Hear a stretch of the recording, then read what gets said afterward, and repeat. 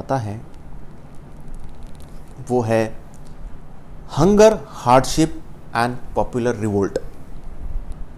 ये हमारा अगला टॉपिक है। इसमें बताया हुआ है the 1830s were year of great economic hardship in Europe. 1830 का जो टाइम था वो बहुत ही कठिनाइयों से, हार्डशिप से भरा हुआ था यूरोप के अंदर।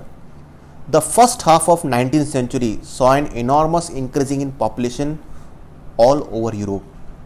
और ये जो है 19th सेंचुरी का फर्स्ट हाफ, मतलब 1850 तक यूरोप के अंदर पॉपुलेशन बहुत बड़ी। In most countries there were more seeker of jobs than employment. और ज़्यादातर कंट्री में क्या होता था, सीकर ऑफ जॉब मतलब जिनको जॉब चाहिए वो बहुत ज़्यादा बढ़ गए देन एम्प्लॉयमेंट। और सामने जो एम्प्लॉयमेंट था, जो रोज़गार था वो कम था, और रोज़गार जो काम मांगने वाले ज़्यादा थे और काम सामने कम था। Population from rural areas migrated to the cities to live in overcrowded slums. और रूरल एरिया से जो है जनसंख्या, पॉपुलेशन है, वो माइग्रेट होके काम की तलाश में सिटी में जाने लग गई, और वहाँ पर वो जीने लग गए किसके साथ, ओवर क्राउडेड स्लम्स। जो झुग्गी झोपड़ी में रहते हैं वो भी ओवर क्राउडेड है, वहाँ लोग रहने लग गए क्योंकि लोगों को तो काम चाहिए था। तो अगर गाँव में काम नहीं मिलता तो शहरों की तरफ चले जाते थे, तो शहरों में बहुत ज़्यादा भीड़ बढ़ गई। Small producers in town were often faced with stiff competition from importers of cheap machine made goods from England. और सिटी में क्या होता था, शहरों के अंदर जो छोटे छोटे प्रोड्यूसर थे उनको बहुत ज़्यादा कंपटीशन फेस करना पड़ता था। किसका कंपटीशन, जो इंपोर्ट होती थी इंग्लैंड में, जो कि इंडस्ट्रियल रिवोल्यूशन आ गया था, इसलिए इंग्लैंड में जो मशीन से बनने वाली चीज़ें थी वो बहुत ही चीप होती थी, सस्ती होती थी। तो ये जो स्मॉल प्रोड्यूसर थे यूरोप के अंदर, उनको बहुत बड़ा कंपटीशन फेस करना पड़ता था जो इंग्लैंड से बन के आने वाली चीप मशीन गुड्स का, क्योंकि वो सस्ती होती थी और ये जो प्रोड्यूसर बनाते थे स्मॉल प्रोड्यूसर, ये महंगी होती थी। Where industrialisation was more advance than on the continent. मतलब कि इंग्लैंड के अंदर जो इंडस्ट्रियलाइजेशन बहुत ज़्यादा बढ़ गया था। इस जो है द्वीप पे, जो भी इस द्वीप पे जो हम कह सकते हैं कि इंडस्ट्रियलाइजेशन जो था वो सबसे ज़्यादा किसका था, इस क्षेत्र में सबसे ज़्यादा इंडस्ट्रियलाइजेशन इंग्लैंड में था। तो इंग्लैंड की चीज़ें सस्ती थी और यहाँ बनने वाली चीज़ें बहुत ही महंगी हुआ करती थी यूरोप के अदर कंट्रीज़ के अंदर। This was specially so in textile production. और ज़्यादातर ये कहाँ ऐसा देखने को मिलता था, टेक्सटाइल प्रोडक्शन, मतलब जो कपड़ा उद्योग था, कपड़े का जो उत्पादन होता था उसमें ज़्यादा देखने को मिलता था। Which was carried out mainly in homes and small workshop. और ये कपड़ा कहाँ बनाते थे लोग, या तो वो घरों में बनाते थे या छोटे छोटे कारखानों में बनाते थे, वर्कशॉप में बनाते थे। And was only partially mechanised. तो इसमें बहुत ही कम जो है तकनीक का यूज़ होता था। हाँ, और ये लोग घर पे ही कपड़े बनाते थे या तो छोटे कारखानों में बनाते थे। तो ये किसका कंपटीशन नहीं कर पाते थे, जो इंग्लैंड से सामान आता था सस्ता, उसका कंपटीशन नहीं कर पाते थे। In those regions of Europe where the aristocracy still enjoyed power.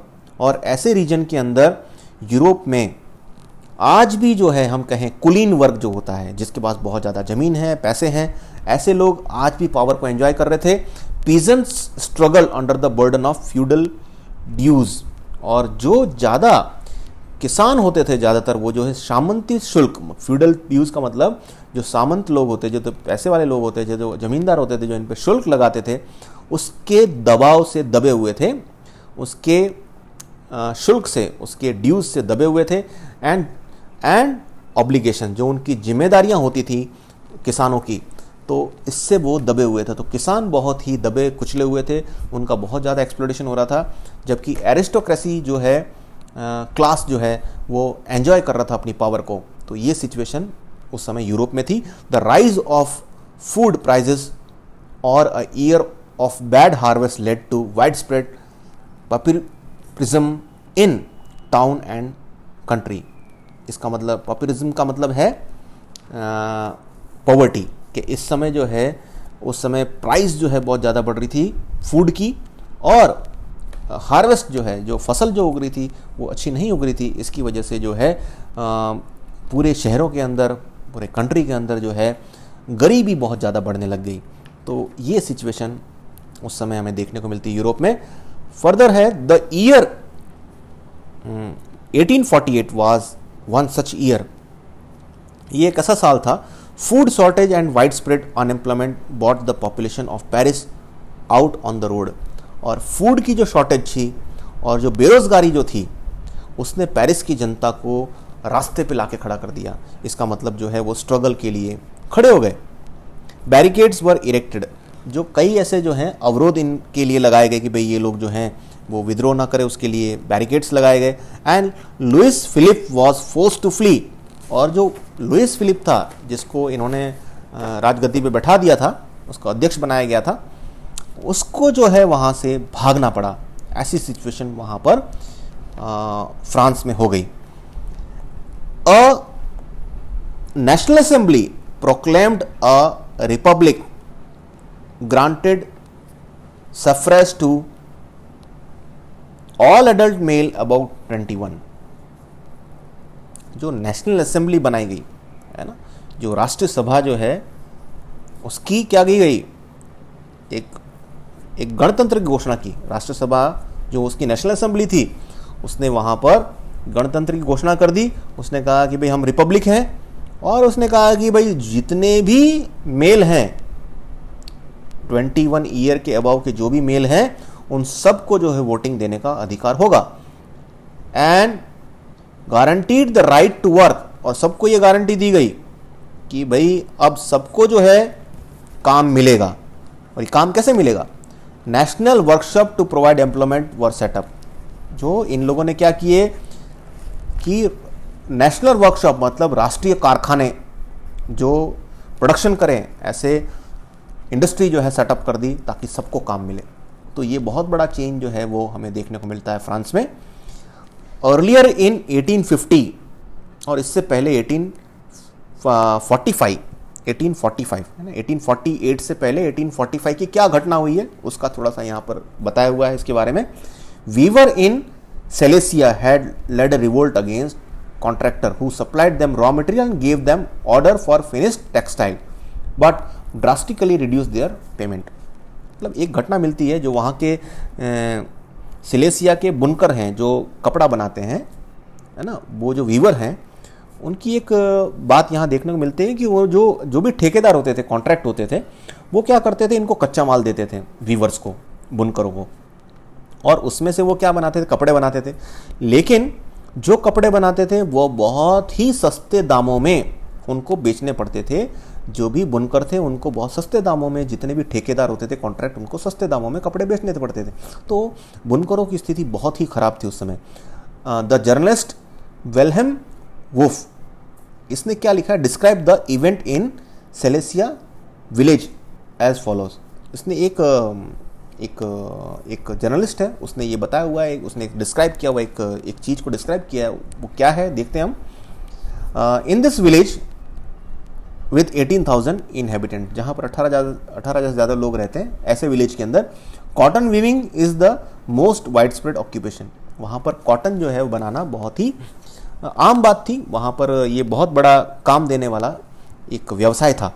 The Misri of the worker is extreme, लेकिन बहुत ही दयनीय स्थिति थी वहाँ पे जो काम करने वाले लोगों की। The desperate need for jobs has been taken advantage of by the contractor to reduce the price of the goods they order. और यहाँ पर काम करने के लिए जो है लोग जो हैं, जो भी काम करने के लिए लोग थे वो डेस्परेट थे, बहुत ही बेताब थे, भाई हमको काम मिलना चाहिए। काम नहीं था लोगों के पास, तो थोड़ा बहुत जो भी काम मिल जाता था वो काम करने के लिए तैयार हो जाते थे। लेकिन कॉन्ट्रैक्टर क्या थे, इससे एक्सप्लॉइटेशन करते थे। जो भी उनको इससे सामान खरीदते थे उनके बहुत ही सस्ते दाम देते थे। तो इससे सबसे ज़्यादा जो है वीवर जो है, जैसे किसान तो बहुत ही मुश्किल स्थिति में था ही सामंतों के कारण, लेकिन उसके साथ साथ यहाँ पर जो है बुनकर जो लोग हैं, जो कपड़ा बना रहे हैं, उनकी स्थिति भी बहुत ही खराब है, बहुत ही दयनीय है। ऑन 4 जून एट 2 PM, एक और घटना यहाँ बताई हुई है। 4 जून 2 PM की बात है। बेसिकली 1845 में ये बुनकर की बात चल रही है। A large crowd of weaver emerged from their homes and massed in pair up to the mansion of their contractor demanding higher wages. मतलब एक दोपहर को क्या हुआ कि बहुत सारे जो वीवर हैं वो मिलकर जो है उनकी एक भीड़ निकली अपने अपने घरों से, और ये लोग जो है पेयर में, दो पेयर मतलब दो लाइन में ये लोग चलने लग गए, और ये जो कॉन्ट्रैक्टर होते थे उनके घरों तक पहुंच गए, है ना। मैंशन का मतलब होता है उनकी कोठी, जो रहने के बड़े बड़े घर होते हैं, उनके घर तक पहुंच गए, और वो चाहते थे कि उन्हें ज़्यादा वेजेस मिलें, और डिमांड कर रहे थे, they are demanding higher wages. They were treated with the scorn and treats alternately, मतलब उनके साथ जो व्यवहार किया गया वो बहुत ही अच्छा व्यवहार नहीं किया गया इन बुनकरों के साथ, बहुत ही खराब व्यवहार किया गया, और उनको धमकियां भी दी गई, उनको डराया धमकाया गया कि आप वापस चले जाओ। Following this a group of them forced their way into the house, और इनमें से ही जो क्या हुआ, एक ग्रुप था उनके घरों के अंदर, जो है कॉन्ट्रैक्टर होते थे, उनके घरों के अंदर घुस गया, and smashed it's elegant window pans, उनके जो बहुत ही नायाब जो है विंडो पैन्स जो होते थे, खिड़कियाँ होती थी, फर्नीचर जो है, प्रोक्लेम जो है, अनदर ग्रुप्स जो चीज़ें होती थी, जो चीनी मिट्टी की बनी हुई बहुत ही नफीस, बहुत ही नायाब जो चीज़ें थी, वो उन्होंने तोड़ दी। Another group broke into the, तो उन्होंने तोड़ दी। अनदर ग्रुप, जो दूसरा ग्रुप तो था, broke into the storehouse and plundered it of supplies of cloth which they tore to shred, मतलब एक ग्रुप जो है वो स्टोर हाउस में पहुंच गया जहाँ पर कपड़े रखे हुए थे, वो कपड़े की जो सप्लाई होती थी उसको उन्होंने पूरी जो है लूट लिया, और उसको तार तार उसको तोड़ दिया, उसको फाड़ के रख दिया उन कपड़ों को। The contractor fled with his family to a neighbouring village, और वो कॉन्ट्रैक्टर था, वो अपनी फैमिली के साथ पास के गांव में भाग गया। However refuse to shelter such a person, तो जो जहाँ गांव में गया वहाँ पर भी लोगों ने मना कर दिया उसको आसरा देने से कि भाई तुम जो है कॉन्ट्रैक्टर ने बहुत ही जो है लोगों को एक्सप्लॉइट किया है, तो हम आपको शरण नहीं देंगे। और उसी समय जो है क्या हुआ, ही रिटर्न 24 आवर्स लेटर, और 24 घंटे के बाद अपने घर पहुँच पाया, हैविंग रिक्वेस्टेड द आर्मी, जो आर्मी की शरण में है ना, आर्मी के प्रोटेक्शन में वो अपने घर पे जा पाया। In the exchange that followed 11 weaver shot, और इसी के चलते उस समय जो है 11 जो है बुनकर जो वीवर थे उनको मार दिया गया। तो ये एक घटना बताती है, ये घटना हमें क्या बताती है, घटना बताती है कि भाई बुनकरों की स्थिति कैसी थी। ये वीवर बहुत ही पैथेटिक सिचुएशन में थे, उन्होंने रिवोल्ट भी किया, लेकिन उनके रिवोल्ट को फिर क्या किया, उनके रिवोल्ट को तो दबा दिया गया, और लोगों पर गोलियां चलाई, और इन गोलियों में 11 बुनकर मारे गए। तो ये पूरी घटना जो है, ये जब बताई गई है, जो छपी हुई घटना है, इससे हमें ये हकीकत जो बताई गई है, इससे हमें पता चलता है कि लोगों ने किस तरह क्रांति के लिए काम किया है और अपना बलिदान दिया है। अगली बात जो आती है 1848 की, द रिवोल्यूशन ऑफ लिबरल्स।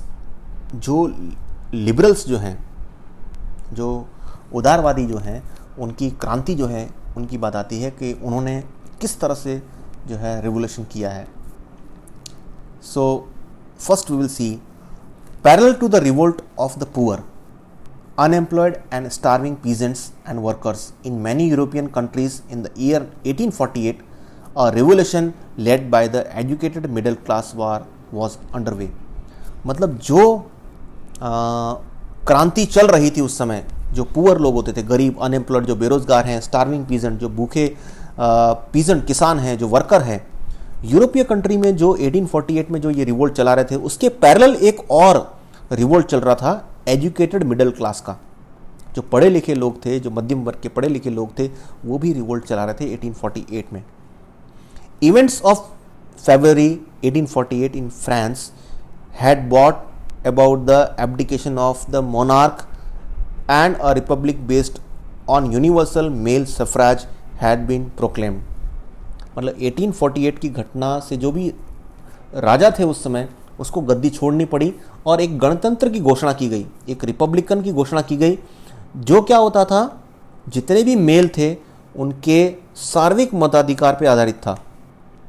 मतलब ये बताया गया कि भाई अब जो है सबको, जितने भी मेल हैं, यूनिवर्सल मेल सफराज, मतलब सब लोगों को वोट देने का अधिकार होगा, सब मेल को।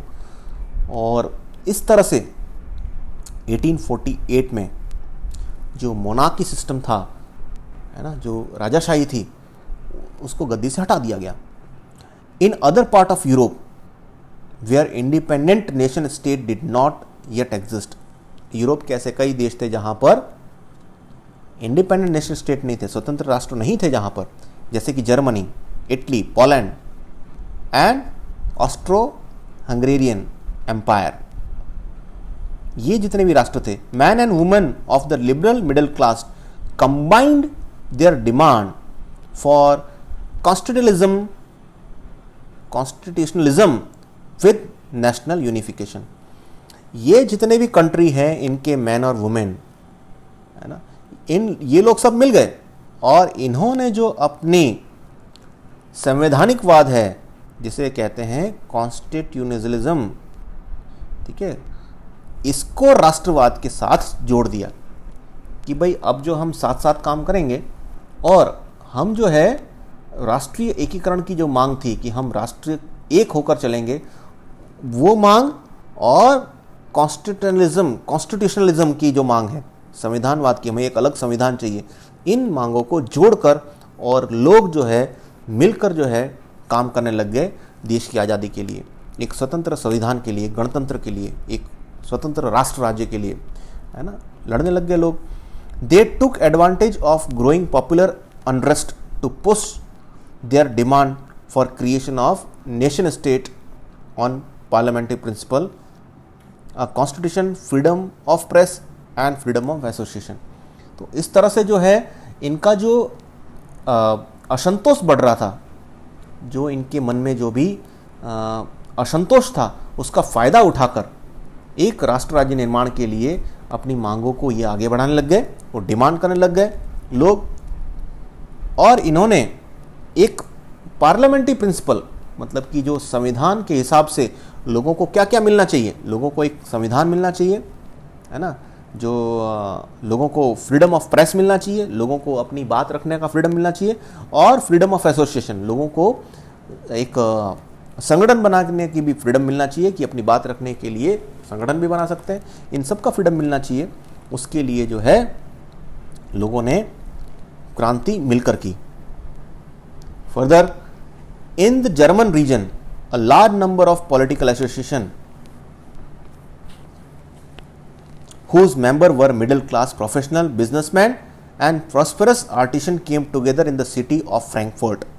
और इसी समय जो जर्मनी के अंदर बात हो रही है कि जर्मनी के अंदर क्या हो रहा है, उस समय क्या राजनीतिक गतिविधि हो रही है। In the German region large number of political association whose member, तो पॉलिटिकल एसोसिएशन होते जिसके मेंबर थे मिडिल क्लास प्रोफेशनल होते थे, मिडिल क्लास मध्य वर्ग के लोग, प्रोफेशनल जो होते थे, बिजनेसमैन होते थे, प्रॉस्परस आर्टिशियंस जो काम करने वाले कलाकार होते थे, जाने माने कलाकार होते थे, वो सब मिल गए। They came together in the city of the Frankfurt के अंदर मिले and decided to vote for an all German national assembly. तो उन्होंने सोचा कि भाई अब हम नेशनल असेंबली बनाएंगे, और कौन सी नेशनल असेंबली, किसके लिए वोट किया, ऑल जर्मन नेशनल असेंबली के लिए वोट किया। तो सब लोग फ्रैंकफर्ट में मिलते हैं उस समय। On 18 May 1848 831 elected representative marched in a festive procession to take their places in the Frankfurt parliament. तो इसमें 831 इलेक्टेड रिप्रेजेंटेटिव, जिसका इलेक्शन हुआ, ऐसे रिप्रेजेंटेटिव जो है वो यहाँ बहुत ही धूमधाम से ये फ्रैंकफर्ट पहुँचे, वहाँ की पार्लियामेंट में पहुँचे and convened it in the church of Saint Paul. और सेंट पॉल वहाँ चर्च जो है, वहाँ पर ये लोग फ्रैंकफर्ट पहुँच के और वहाँ पर उन्होंने यह अपना स्थान ग्रहण किया, मतलब उस पार्लियामेंट के मेंबर बने। कितने लोग, 1831 में 1831 मेंबर जो है वो 1848 में फ्रैंकफर्ट में गए और फ्रैंकफर्ट पार्लियामेंट में उन्होंने अपना भार ग्रहण किया। और ये सब कहाँ हुआ, चर्च ऑफ सेंट पॉल में। They drafted a constitution for a German nation to be headed by a monarchy subject to the parliament. और उन्होंने एक कॉन्स्टिट्यूशन बनाया, एक संविधान बनाया, क्योंकि कोई भी राष्ट्र जब स्वतंत्र होता है तो उसको एक संविधान की रिक्वायरमेंट होती है। तो उन्होंने एक संविधान बनाया जो क्या बताता था, फॉर अ जर्मन नेशन, किसके लिए, जर्मनी के लिए। और इसका अध्यक्ष कौन होगा, इसका हेड कौन होगा, इसका हेड जो है by monarchy subject to parliament, मतलब एक राजा होगा इसका हेड, लेकिन वो पार्लियामेंट के प्रति जवाबदेह होगा। मतलब ऐसा नहीं है कि वो मनमानी करेगा, वो पार्लियामेंट के अधीन रहेगा, लेकिन एक राजा तय करने के लिए इन्होंने डिसाइड किया। तो कॉन्स्टिट्यूशन बनाने की कोशिश की गई, एक कॉन्स्टिट्यूशन बनाया गया जर्मन नेशन के लिए, जिसका अध्यक्ष बनेगा एक राजा बनेगा, लेकिन वो पार्लियामेंट के प्रति जिम्मेदार रहेगा। When they deputies offered the crown of these terms of Frederick Wilhelm IV, ये जो है, ये जो राजा है, इसको जो है, इसको क्राउन बनाने की बात की कि भाई हम इसको राजा मानते हैं। किंग ऑफ प्रशा, जो किंग ऑफ प्रशा था जिसका नाम फ्रेडरिक विल्हम IV था, उसको कहा कि भाई आप जो है मोनार्की का पद लो, आप राजा का पद लो और आप पार्लियामेंट के प्रति जवाबदेह रहेंगे और कॉन्स्टिट्यूशन से पूरा देश चलेगा। लेकिन ये जो किंग ऑफ प्रशा थे, इन्होंने क्या किया, ही रिजेक्टेड इट, उसने कहा कि भाई मुझे नहीं बनना है तुम्हारा राजा, and joined other monarch to oppose the elected assembly, और उसने क्या किया, बहुत सारे दूसरे राजाओं के साथ वो जाके मिल गए। किन के साथ मिल गए, जो ये इलेक्टेड असेंबली, जो नेशनल असेंबली बनी थी, ऑल जर्मन नेशनल असेंबली, इसका विरोध करने वाले जितने राजा थे उनके साथ जाकर किंग ऑफ प्रशा मिल गए। उसने कहा कि मुझे जो है आपका राजा नहीं बनना है। While the opposition of aristocracy and military became stronger, उसी समय जो है एरिस्टोक्रेसी थी और मिलिट्री थी, वो जो है ज़्यादा विरोध करने लग गए। The social basis of parliament eroded, और जो सोशल बेस था पार्लियामेंट का वो भी खत्म होने लग गया, मतलब यहाँ स्थिति जो है थोड़ी खराब होने लग गई। The parliament was dominated by the middle classes who resisted the demand of workers and artisans and consequently lost their support. मतलब इसके अंदर जो भी पार्लियामेंट थे वो ज़्यादा दबदबा किसका था, मिडिल क्लास का था, मध्यम वर्ग का था, जिसके अंदर प्रोफेशनल लोग बहुत सारे थे, है ना, तो उन लोगों का दबदबा होता था। लेकिन उन्होंने किसका विरोध किया, ये मिडिल क्लास वाले लोग थे, उन्होंने विरोध किया किसका, वर्कर्स का, जो बहुत बड़ी तादाद में थे, और कुछ आर्टिसंस जो थे उन सब का विरोध किया, उन्होंने जो मांग की उसका विरोध किया। उसकी वजह से वर्कर्स और आर्टिसंस थे उसका सपोर्ट जो है वो लॉस कर गए, मतलब उनको जिनका सपोर्ट था, बहुत बड़ी तादाद में वर्कर का सपोर्ट था, आर्टिसन का सपोर्ट था, वो सपोर्ट उनका चला गया मिडिल क्लास लोगों का, ठीक है। In the end troops were called in and the assembly were forced to disabled, और इसी समय जो है सैनिकों को बुलाया गया और ये जो असेंबली बनाई गई थी, ऑल जर्मन नेशनल असेंबली थी, उसको असेंबली को भंग कर दिया गया कि भाई ये असेंबली जो है मान्य नहीं रही गई। तो कहीं ना कहीं जो रिवोल्ट चालू हुआ था वो अल्टीमेटली जर्मनी के अंदर जाकर फेल हो गया, क्योंकि यहाँ पर आपस में सहमति नहीं थी, एक दूसरे के साथ सहमति नहीं थी, और इसकी वजह से जो है ये रिवोल्ट फेल हो गया। Further the issue of extending political rights to women was controversial one within the liberal movement, और इसी समय जो है वुमेन्स को जो पॉलिटिकल राइट मिलने चाहिए, मतलब वुमेन्स को जो है जो वोट देने का अधिकार मिलना चाहिए, वो उस समय जो है वो बहुत ही कंट्रोवर्शियल सिचुएशन थी। लिबरल मूवमेंट जब चल रहा था तब कंट्रोवर्शियल सिचुएशन थी कि उनको पॉलिटिकल राइट मिलेंगे या नहीं मिलेंगे, बहुत विवादास्पद स्थिति चल रही थी यूरोप में, in which large number of women had participated actively over the years. और उस समय क्या थी, वुमेन्स जो है ये जितने भी क्रांति होती थी, आंदोलन होते थे, उसके अंदर बहुत एक्टिवली पार्टिसिपेट करती थी। तो वुमेन्स को भी ये था कि भाई हमें भी कहीं ना कहीं वोट देने का अधिकार मिलेगा, हमें भी कहीं ना कहीं पॉलिटिकल राइट्स मिलेंगे, बट ऐसा हुआ नहीं। Women had formed their own political association. उस समय वुमेन्स ने, जो उस समय क्रांति चल रही थी, उस समय आज़ादी का संघर्ष चल रहा था, उस समय वुमेन्स ने कई पॉलिटिकल एसोसिएशन बनाए, फाउंडेड न्यूज़पेपर, उन्होंने कई न्यूज़पेपर पब्लिश करवाए, and taken part in political meetings and demonstration, और कई ऐसी राजनीतिक जो भी मीटिंग्स होती थी उसमें पार्टिसिपेट किया, कई जो विद्रोह होते थे उसके अंदर पार्टिसिपेट किया। तो वुमेन्स ने बहुत अच्छा रोल अदा किया है इस समय, लेकिन वुमेन्स को पॉलिटिकल राइट नहीं दिए जा रहे हैं।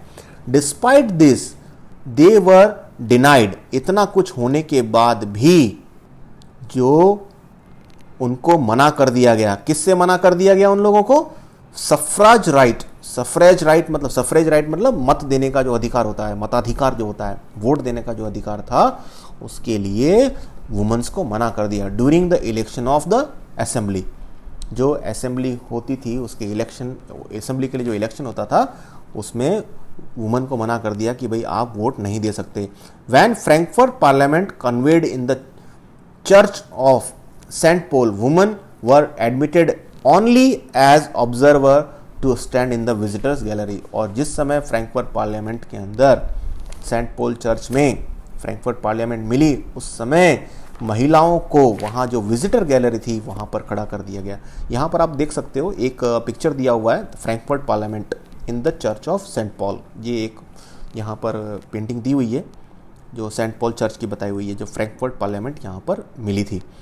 फर्दर लिखा गया है, two conservative forces were able to suppress liberal movements in 1848। उस समय क्या था, जो भी कंजर्वेटिव्स थे उन्होंने ये आंदोलन को दबाने के लिए बहुत ही कोशिश की और उसमें इन आंदोलन को दबाने में वो कामयाब भी रहे 1848 में।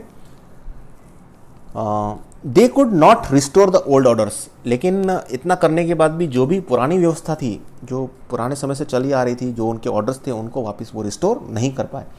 Monarchs were beginning to realize that the cycle of revolution and repression could only be ended by granting concession to the liberal nationalist revolutionaries। मतलब अब उनको, राजाओं को ये समझ में आने लग गया था कि भाई जो ये रिवोल्यूशन, जो विद्रोह हो रहा है ना, जो ये सिचुएशन है, इसको ख़त्म करना है तो कुछ ना कुछ कंसेशंस जो हैं, वो लिबरल नेशनलिस्ट जो हैं, जो भी क्रांतिकारी हैं, उनको कुछ कंसेशंस देने पड़ेंगे। उनको अगर नहीं देंगे तो फिर से रिवोल्ट होगा। ये अब राजाओं को समझ में आने लग गया 1848 में। Hence in the year after 1848 the autocratic monarchies of central and eastern Europe, central और ईस्टर्न यूरोप के जितने भी जो भी राजा थे, ठीक है, इस समय के जो भी राजाशाही थी, निरंकुश राजाशाही थी जो, उनको ये बात समझ में आने लग गई। सेंट्रल और eastern Europe began to introduce the changes that had already taken place in Western Europe before 1815। तो सेंट्रल और ईस्टर्न यूरोप में अब ये सुधार लागू होना शुरू हो गए। जो सुधार कहाँ शुरू हो गए थे पहले ही, 1815 से पहले वेस्टर्न यूरोप में जो कुछ लागू हो चुका था, जो चीज़ें लागू हो चुकी थी, जो चेंजेस लागू हो चुके थे, वो अब जो चेंज लागू होने जा रहे थे सेंट्रल और ईस्टर्न यूरोप में, जबकि वेस्टर्न यूरोप में ये सुधार ऑलरेडी 1815 के पहले लागू हो चुके थे। अब वो 1814 में जाके जो है सेंटर और ईस्टर्न यूरोप में लागू होना शुरू हो गए। The serfdom and abundant bonded labours, the serfdom and bonded labour were एबोलिश्ड both in the Habsburg dominion and in Russia. तो जो भी भूदास थे, जो भूमि में दास बन के काम करते थे, भूदासत्व जिसे कहते हैं, सर्फडम, एंड बॉन्डेड लेबर, जो बंधुआ मजदूर होते थे, जो हमेशा जो है खेती के लिए बंधे हुए थे, उनको हमेशा दास बना के रखा जाता था, वो प्रथा जो है ख़त्म कर दी गई। हैब्सबर्ग जो डोमिनियन था और रशिया का जहाँ जहाँ भी शासन था, वहाँ ये सब चीज़ें ख़त्म कर दी गई। The Habsburg ruler granted more autonomy to the Hungarians in 1868। तो हैब्सबर्ग के जो भी रूलर थे, उन्होंने जो भी हंगरी के लोग जहाँ पर रहते थे, वहाँ पर और ज़्यादा स्वतंत्रता जो है लोगों को दे दी 1867 में। तो इस तरह से जो है ये जो है अध्याय, ये जो है पार्ट, जो ये टॉपिक यहाँ पर हम ओवर करते हैं। और नेक्स्ट जो है टॉपिक इसके बारे में जो दिया गया है, नेक्स्ट टॉपिक इस चैप्टर का हम अगले वीडियो में देखेंगे। Thank you all of you.